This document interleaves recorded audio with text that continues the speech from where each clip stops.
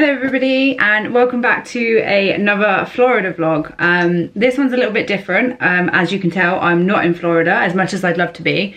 But about 2 weeks ago when I uploaded our last, I don't know why I said it like that, when I uploaded our last Florida video from this year's trip, I put a little question box on my Instagram page because literally most of the questions and comments I get from you guys is about booking a Florida holiday, planning a Florida holiday, like all of the ins and outs of it.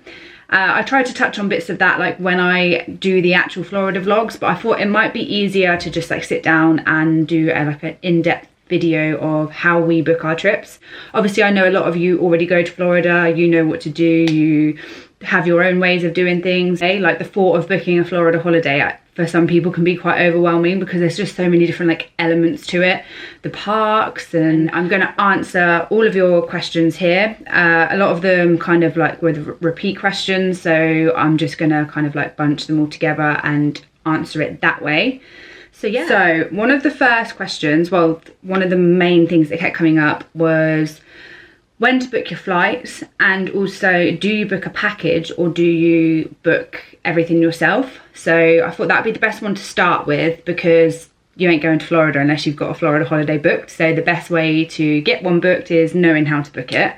So for us, we have done both package holidays and we've also booked things ourselves. I don't think there's any right or wrong answer to that. I think it also just kind of depends on the type of holiday you want.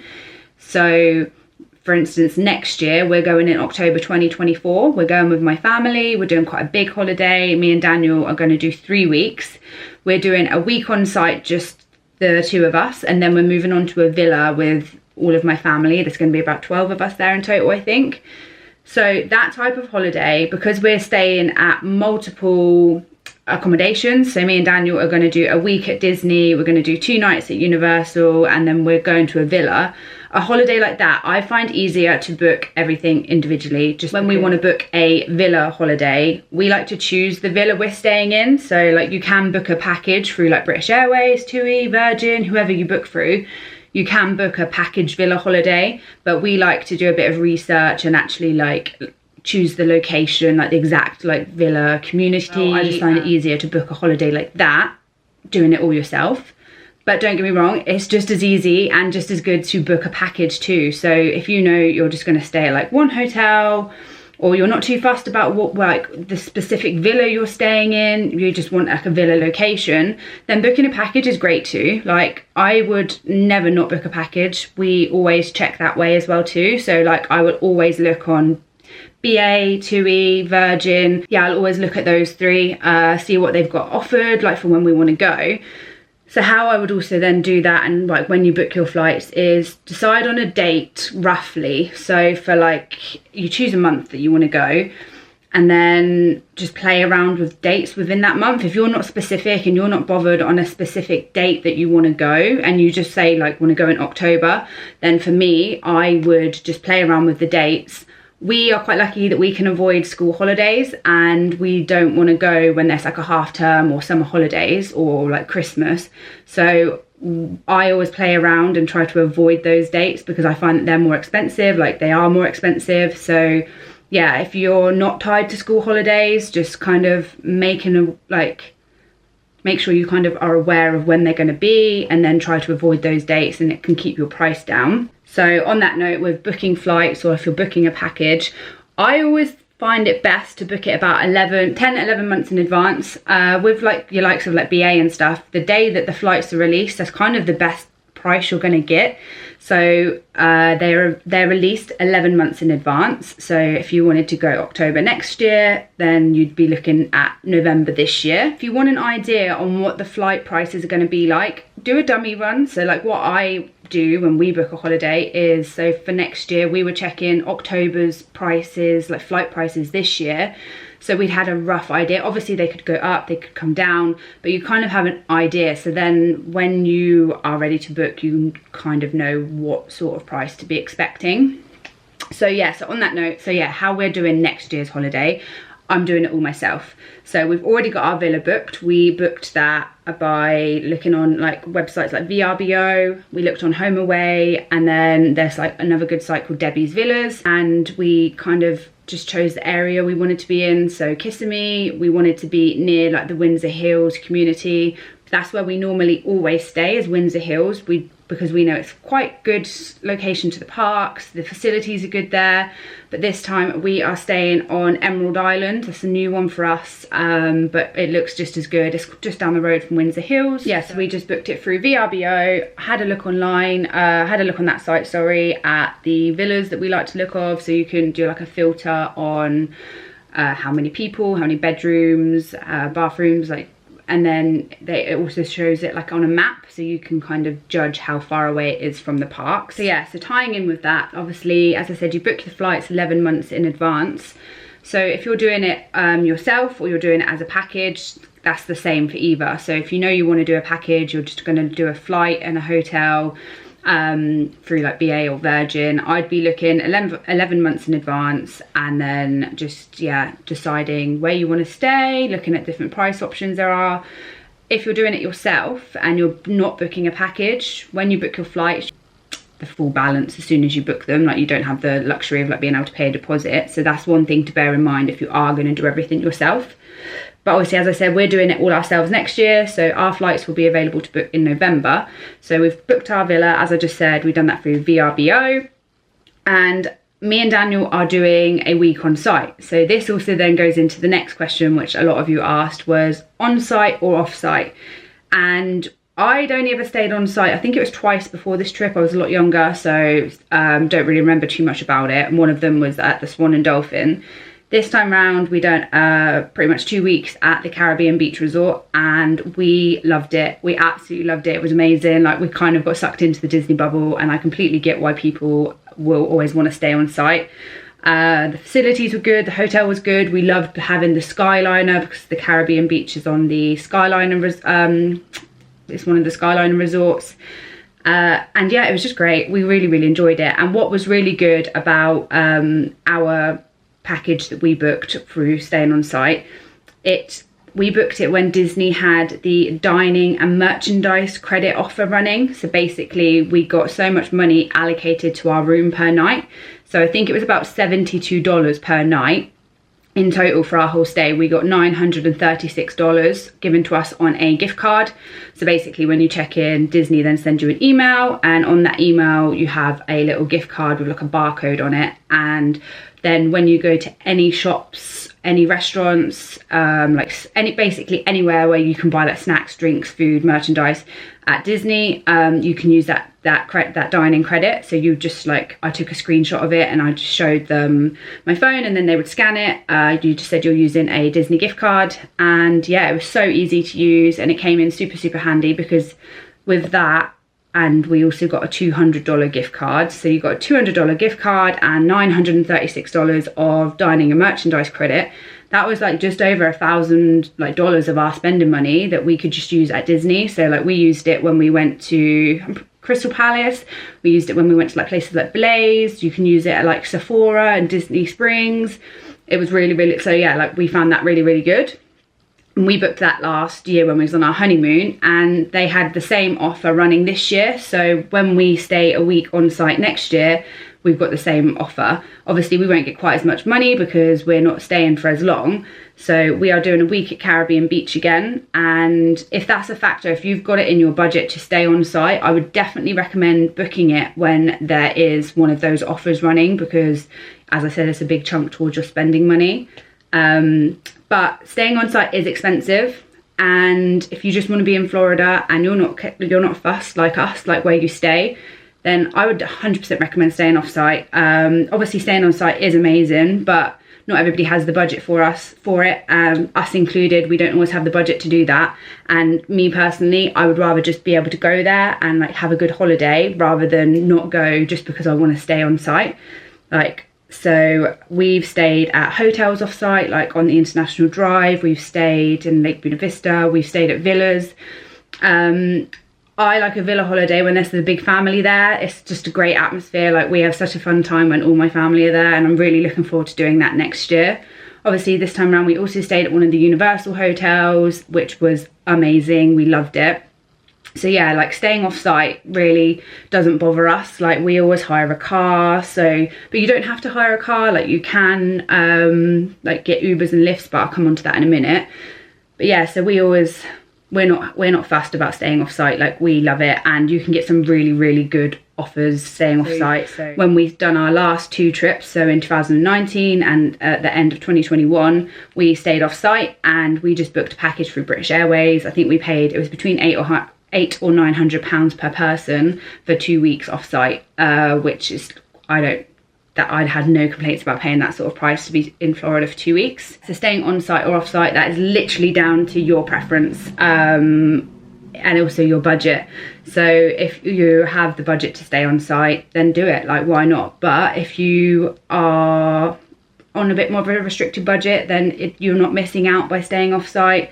Staying off site, I would then just choose whether you want a villa or whether you want a hotel. Like some people like having the space, like if you're going with like a lot of you, or if you've got like a family, like quite a big family, obviously staying at a villa is better then, because you don't have to have as many hotel rooms, like if you're a mum and dad with multiple kids.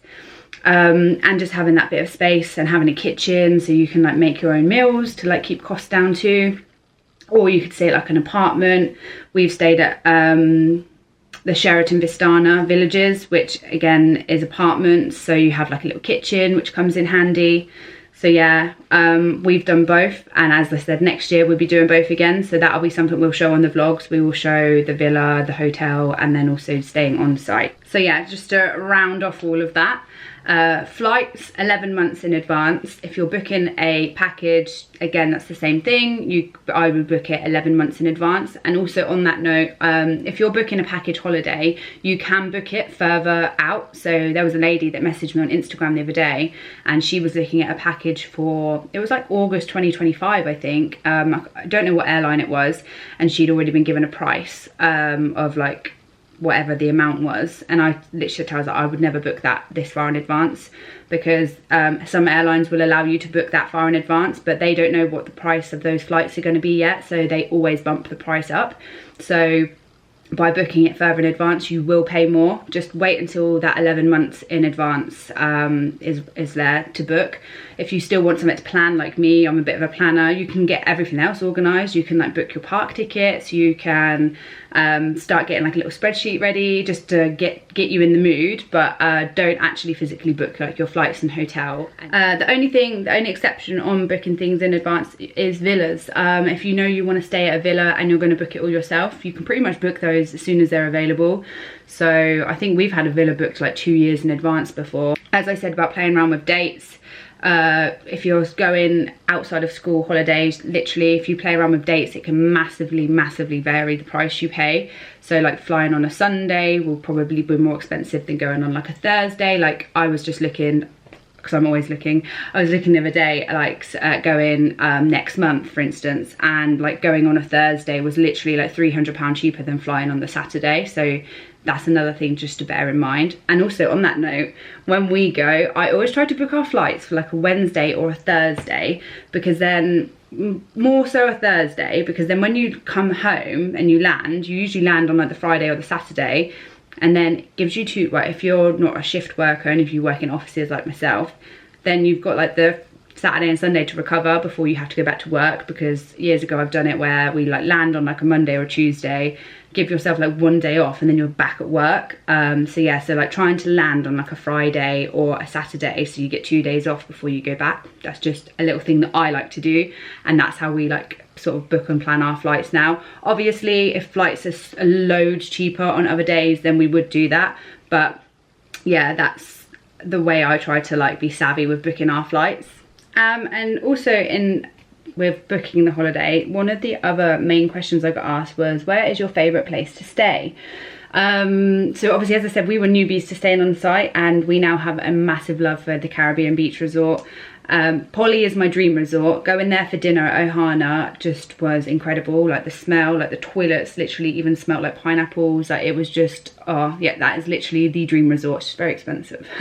But yeah, we have a huge love for Caribbean beach now. We love the size of it and the space of it. It was really nice to just walk around.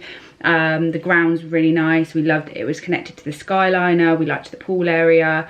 I think the only thing that let that hotel down was it was very noisy at night with the aircon unit. Like the aircon unit literally was like made such a racket that we just didn't even sleep with it on at night. And I also think that helped us not get ill. I normally always get a cold when I'm in Florida, and we normally always sleep with the aircon on, whereas this time around we didn't, and neither me or Daniel got a cold. So I don't know if that helped. Like, that could just be just a coincidence, but yeah, that was the only thing that I would say let that hotel down. But yeah, as I said, we loved it and we will definitely be going back there again next year. And then staying off-site, some of my recommendations, we really like Sheraton Vistana. That's a really good one. We like it because it's like apartments and they have like kitchens and stuff, so you can you can make breakfast in the room, which helps keep like your costs down elsewhere in Florida. We also really liked Floridays. Again, you get like a kitchenette there too. And we love a villa. I love a villa holiday. I know some people don't like it because obviously you don't get the like maid service of where like your rooms are cleaned for you and stuff, and they don't like having to make your own beds and stuff on holiday. But we just like it, especially in Florida. I feel like because we're there for such a long time, it's just nice to like have a villa to like go back to and just like completely switch off and have a bit more space. If we do stay on a villa, as I said, we like the Windsor Hills community. This time we're trying Emerald Island, which is new for us, so I can't comment on that yet. But yeah, Windsor Hills is great, and I will report back on Emerald Island. And then the next main question was booking your park tickets, where you get them, and what tickets I buy. So we usually buy the Orlando combo ticket, which is Disney and Universal combo. So that gives you 14 days unlimited basically at both parks. For Disney, you can use your tickets over an 18-day period. So you can go 14 times over 18 days. We get them through Orlando attractions. We also used to get them through attraction tickets. Again, it just kind of comes down to who's cheaper and also like the service for us. Those two we've had the best service from basically. I obviously done a lot of collaboration work with Orlando attractions this time round, and we used them previously years ago, and there was a little bit of an error like with my sister, and she just got like the best customer service from them. But again, yeah, it comes down to pricing. Like, it's not cheap. Like, for instance, my brother hasn't been for a few years. They've got like 3 kids that they're taking with them. So again, I would shop around on that and look for whatever is cheapest for you and your family. And like, I'm not just saying this because I worked with them, because we are looking for our tickets for next year. Orlando attractions, their tickets are so far coming out cheapest for us next year. So then that's just you Disney and Universal tickets. Do Discovery Cove. And something I learned a few years ago is book your Discovery Cove tickets at the Black Friday sales. So with Discovery Cove, there's like there's a few different ticket options. Basically, you can get the non-dolphin swim, the dolphin swim, and then you can get like just Discovery Cove, or you can get it where it includes the other parks like SeaWorld and Busch Gardens, and then that also includes free parking. So that obviously all those tickets are different like priced values. If you book it at Black Friday, we normally always end up getting the dolphin swim price for what you would normally pay for the non-dolphin swim. So it ends up like working out huge amounts cheaper. We've done that for the last 2 trips we've been on, and we've saved like, it was like a couple £100 in total. So yeah, I would definitely recommend, if you do want to do Discovery Cove, hang fire and wait for the Black Friday sales. So yeah, we always, obviously, as I said, we do wait for the Discovery Cove tickets for Black Friday, but with the other tickets, we basically just book them as soon as we have the money. Like, you can book them as far in advance as you can. Doesn't really make a huge difference. Obviously, at the moment, as of 2023, you do have to book your Disney park reservations from the 9th of January. I think that's correct. Next year, you don't have to book your Disney park reservations anymore, and that is for date-based tickets, which is basically any ticket that we buy from the UK. So pretty much for anyone traveling from the UK from the 9th of January, you don't have to book your park reservations anymore. So I'm not really going to go into detail about that too much, because obviously that rule is changing, and I have already done a video on that before. So if you go back to my last round of Florida vlogs, I did go into the park reservation in a bit more detail. So still in the sort of round of booking a Florida holiday. So we've booked the holiday, we've got our park tickets. Spending money was the next question. So spending money was the next question I got asked about the most. Obviously this varies massively depending on your budget and your plans. Like, you can make it as expensive or as cheap as you like. For us, obviously we're 2 adults and we do save really hard for these holidays. Actually, I got a bit of a funny comment on Instagram before we went this time round, and people was like, I don't understand how you can afford to do it all the time. We save really hard. Like, we book these holidays about anywhere from 12 to 18 months in advance. So that's 18 months, for me, that's 18 paydays where I make sacrifices and I make sure I save a certain amount of my money.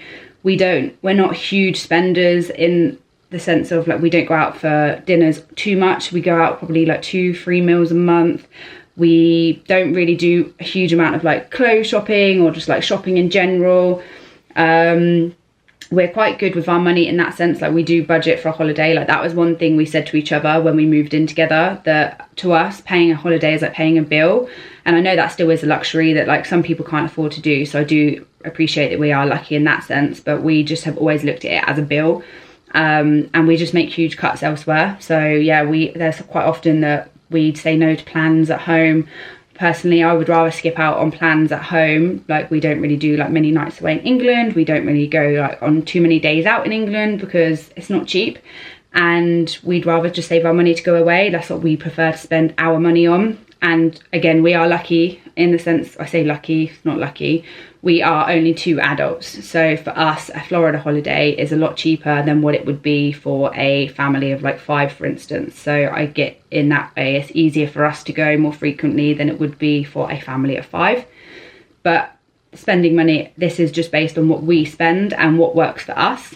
We aim for between $200 to $250 a day. Like, that's for both of us, that's not each.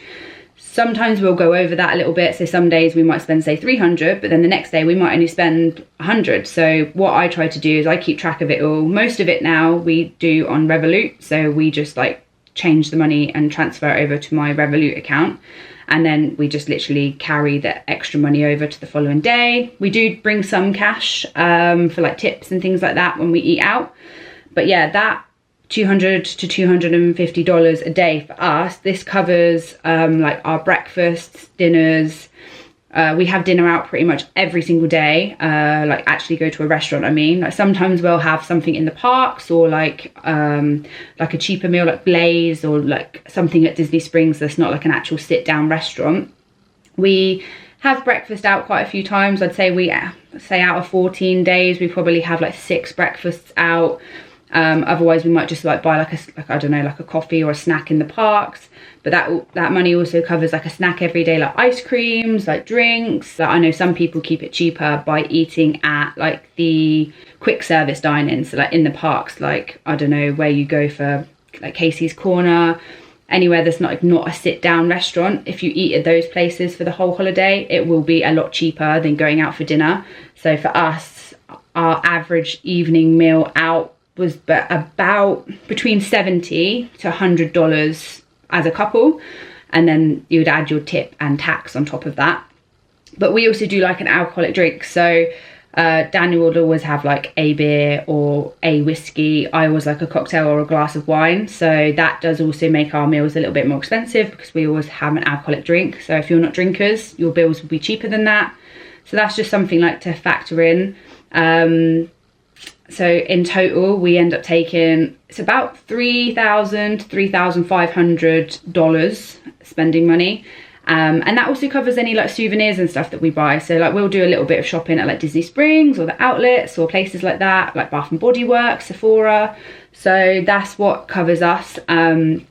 And as you can probably tell from the vlogs, we are a bit foodie, so we probably do eat more than the average person. So, but we're on holiday, and as I said, like, we wait 16, 18 months for this holiday, so we do splurge a bit more.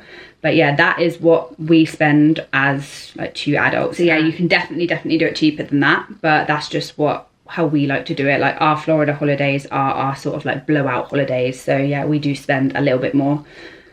The next question was about transport and hiring cars and like Disney transport. So people said, is it essential to hire a car? Absolutely not. It's not essential. Like, you can absolutely easily get around Orlando without a car. There are buses, there are Ubers, Lyfts, and not Lyfts as in someone giving you a lift. It's called like LYFT. It's a bit like Uber. Which are relatively cheap in Orlando and so easy to use. Obviously, you just have to factor in that you'd be needing to, like, if you're not using your phone, you'd have to try and find Wi-Fi to use those services. But we always hire a car. That's just something I've always done since I was a kid and I went with my family. Like, we've always hired a car. So that's like how I'm used to doing it, and that's how we like doing it. We just kind of like having the freedom of being able to change our mind. Like, as you would have seen in the vlogs, we would be like in the theme park, it would have been a bit hot, we wanted to do something else, so we'd be like, oh, let's just leave and like drive here, go there, like blah blah blah blah blah. That's not to say you can't do that if you don't hire a car, but we just like the ease of having it. But obviously, when hiring a car, you do have to factor in the car parking prices, because Disney and Universal, I can't remember off the top of my head now, but it's between $27 and $30 a day per theme park.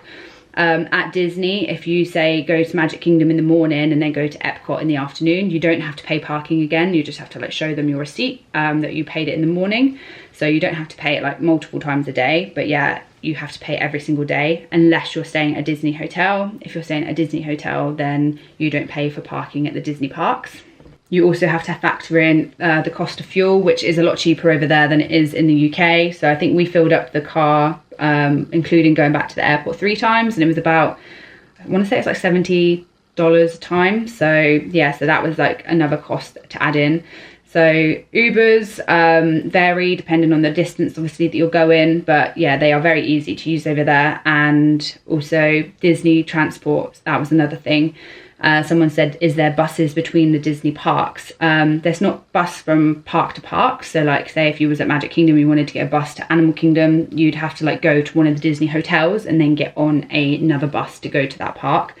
So obviously it can be a little bit long-winded doing it that way. And sorry, my camera's falling. Yeah, so with the Disney buses, they are free to use. Even if you're not staying at a Disney hotel, anybody can use the Disney buses. So if you was at one of the theme parks and you wanted to visit one of the hotels, you can just hop on the bus and go to those hotels. There's also the Skyliner, there's also Disney boats. So if you wanted to use the Disney Skyliner, that goes from Hollywood Studios to some of the hotels on the route, and it also then stops at the well, it's outside of Epcot International Gateway, so that also takes you to the boardwalk. The Disney boats, which take you from the boardwalk to like Hollywood Studios, Epcot. So they are free options and they're all really good. We do actually like using Disney transport. So yeah, as I said, you don't need to hire a car. We just prefer to do it, and that's how we like to do it. But don't worry about it. If you don't want to hire a car, it's not in your budget, there are so many options for you when you're over there. So the next question was 100% the most asked question I got. It was literally asked so many times. Basically, it was about Genie Plus, lightning lanes and virtual queues. So just to clear one thing up quickly, for those of you that don't understand, so Genie Plus is over here and it has lightning lanes and individual lightning lanes. So I'm just gonna pop that to one side, and virtual queues are over here, and that's a completely separate thing to Genie Plus. So let's go with virtual queues first because it's easier and a little bit quicker. So virtual queues, they are for certain rides, usually the new rides at Disney. When they open a new ride, they operate on a virtual queue. So rather than just being able to go to the theme park and just join the queue and like wait, you have to join a virtual queue, and you can't join the queue at all unless you've joined the virtual queue first.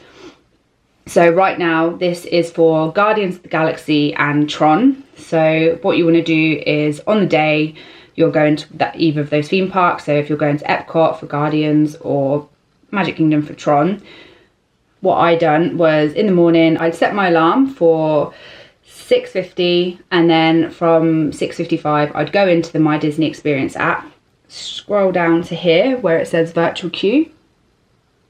Let's see if there you go. Obviously right now, and there's a little button here that says join virtual queue. Let's just see, and you can see it there. Obviously it's not going to work for me right now because one, I'm not in Florida, and so how it works is from exactly 7 AM you can request to join a virtual queue. From like 6:59 AM I was just there waiting, so that as soon as it rolled over to 7 you can hit refresh and click join the virtual queue. So yeah, so you've clicked join virtual queue, you get given a boarding group, say it's boarding group 15 for instance. When you go to the theme park later on that day, once it's open, you will then look out for a notification to come through on the app for when your group gets called. So if you're boarding group 15, let's just say they call you at 10, they will give you an hour slot. So they'll say calling at 10:05, and you have from 10:05 till 11:05 to go back to the ride. When you get to the ride, you just scan your Disney card or Disney Pass or your whatever you're using if you've got a Magic Band, and then you can join the virtual queue. And then basically that just depending on how busy that ride is that day, you'll then have to like wait in a small queue before you actually get on the ride. So that works the same for both Guardians of the Galaxy and Tron. If for whatever reason you don't make the virtual queue at 7 AM, you can one at 1 PM. So you've missed the 7 AM one. The only difference between the 7 AM and the 1 PM virtual queue is the 7 AM one, you can do that from anywhere. So at 7 AM you could be in your car, you could be in your bed, you could literally be anywhere, and you can request to join the virtual queue. The 1 PM one is slightly different. You can request in the same way, at bang on 1 PM you click the join virtual queue, but to do that one you have to be inside the theme park. So at 1 PM you either have to be in Magic Kingdom or in Epcot to be able to join that virtual queue. And honestly, they aren't, it sounds a bit confusing beforehand, but once you've done it like once or twice, you get the hang of it. Like I got quite good at getting us virtual queues. There was one day where I was a bit slack and I didn't request a virtual queue till like 7:02 AM and they were all gone. So just bear that in mind, that you really do want to be ready. So literally from 6:59 AM, I was just sat there waiting in that virtual queue bit on the app, and I was just hitting refresh. So then as soon as it rolled over to 7 AM, you get your virtual queue. So now I'm going to go on to Genie Plus and Lightning Lanes and individual Lightning Lanes. So basically, Genie Plus is something you pay for. It used to be Disney's Fast Pass. Obviously since COVID, they scrapped that and they now do the Genie Plus system. So I'll show you on the app again here. I'm not sure how much it will show me, obviously, because I'm not in Florida. So yeah, go into the app. And then you click on the little button which says purchase for today. So that's on Magic Kingdom. And you click get. So scroll down to get the Genie Plus service. Obviously it doesn't show me right now because I'm not in the US. So yeah, that's what you would do if you wanted to buy Genie Plus. Genie Plus is a set price per person per day. So it varies, again, it varies on the day, depending on how busy the parks are. Different parks have different prices. You can buy one which covers all the theme parks. You knew you was going to go to all like 2 or 3 different theme parks throughout the day. You can buy a Genie Plus so that you can book rides at any of those parks. Or if you know that you're only going to one park and you're not going to go to any others for the day, you can buy Genie Plus just for that park, which is a slightly cheaper price. Genie Plus, then what you can do is from 7 AM after you've bought it, you can make your first ride selection of the day, which is basically a Lightning Lane. So you go through the app. Again, I'll show you on here. I'll show you Buzz Lightyear's Space Ranger Spin. So just that one time which says 10:10 AM, which is a Genie Plus time. So basically if you was to click on that one, you've made your first ride selection, and at 10:10 AM you can then go on that ride, joining the Lightning Lane queue. There'll be 2 options. It will say standby and it will say Lightning Lane. So yeah, and again, like with virtual queues, you get an hour slot. So from 10:10 to 11:10, that's your first ride selected. Once you've ridden your first ride, as soon as you've rode that ride, you can make another selection for another ride for whatever times are available. Or if you've booked one for a lot later on in the day, so say at 7 AM you booked Buzz Lightyear, but it wasn't till 4 PM, you don't have to wait till 4 PM to be able to book another selection. You just have to wait 2 hours. So the park opens at 9 AM, at 11 AM you'd be able to book another ride. So some people, that's called the stacking method. And for us, that works when we know we're doing multiple theme parks in a day. So if I knew we were going to say do 3 or 4 parks in one day, I book the last park of the day and I stack rides up so that I know that when I get to each park, I've got a ride booked. That's all down to preference, and also again, once you've got the hang of using Genie Plus, you can kind of work out what works for you. But yeah, also the app's very good at telling you. So say if you've booked your ride and then you went to go and book another one straight away, the app would tell you when you're allowed to book another one. So if you try to book another one, it would just come up and say you can make another selection at blah blah blah time. So nearly all the rides are covered on Genie Plus, but there are a certain few which are only available on individual lightning lanes. For instance, it was Rise of the Resistance, Tron, Guardians of the Galaxy, Flight of Passage, to name a few. You have to pay an individual fee for those rides, so they're not included in the standard Genie Plus price. You just have to pay a individual fee. So if you don't get Guardians of the Galaxy or Tron on your virtual queue, there is an option to pay to ride those ones. So you would just pay a one-off fee and then you get to go in the lightning lane queue for those rides. That is basically Genie Plus in a nutshell. Honestly, would recommend like having a little play around in the app. Like I think it sounds more confusing than what it is. Like genuinely, once you've used it a couple of times, you do get the hang of it. Some people think it ties you to your phone a lot on the holiday. Like I've seen like that's what a lot of people complain about. For me, I kind of only do that when I'm like having downtime anyway. Like say if we've just sat down for a drink, I'll then use that time to quickly look at my phone, see if there's any lightning lanes for later on in the day, or when you're in the queue, like or the second you've tapped into your lightning lane for a ride, whilst you're in the queue for that ride, there isn't normally a huge queue of lightning lanes. Say you're waiting like 5-10 minutes at the front, you can quickly go into the app at that moment and book your next ride. So that's when I'd be using my phone anyway. Like if I'm just stood there waiting around to get on a ride, that's usually the moments I do just check my phone. So for me personally, I don't feel like it makes me be on my phone more, but I do get that it is a bit annoying for those people who don't use their phone like I do. I don't think you need to use Genie Plus at every single theme park. There are some parks that it's definitely more valuable at, and I personally think that Magic Kingdom and Hollywood Studios are the two places that you will get the most value for your money if you book Genie Plus. So we have used it at all of the theme parks, but I definitely don't think it's needed for Animal Kingdom or for Epcot. For Animal Kingdom, we have just paid the individual fee for Flight of Passage, the Avatar ride, and then just used like the standby queue for the rest of the rides, and that worked fine.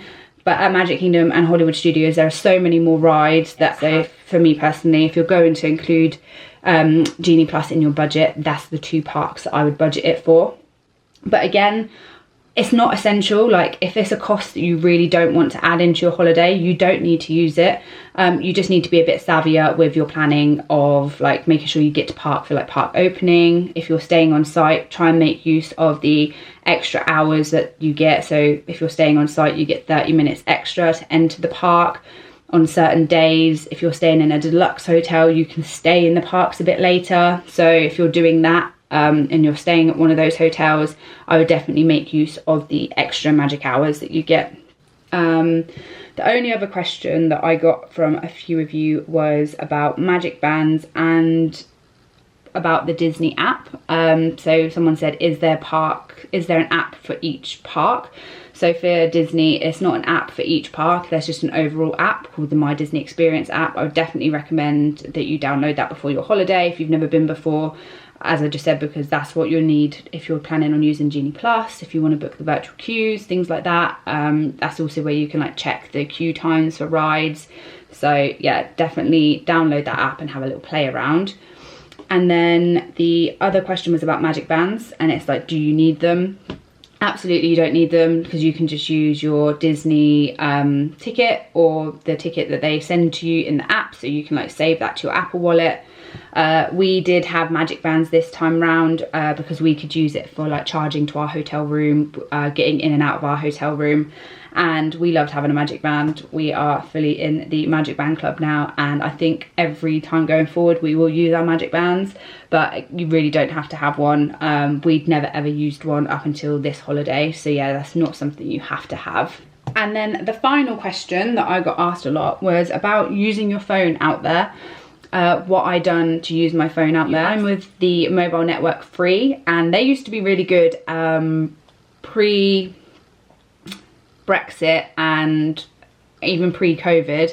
Everything, I could just use my phone as normal out there for no extra fee, whereas now they charge £5 per day for a certain amount of data, and I was paying it most days while we were out there because I was using my phone for like things like as a sat nav and stuff when we were in the car.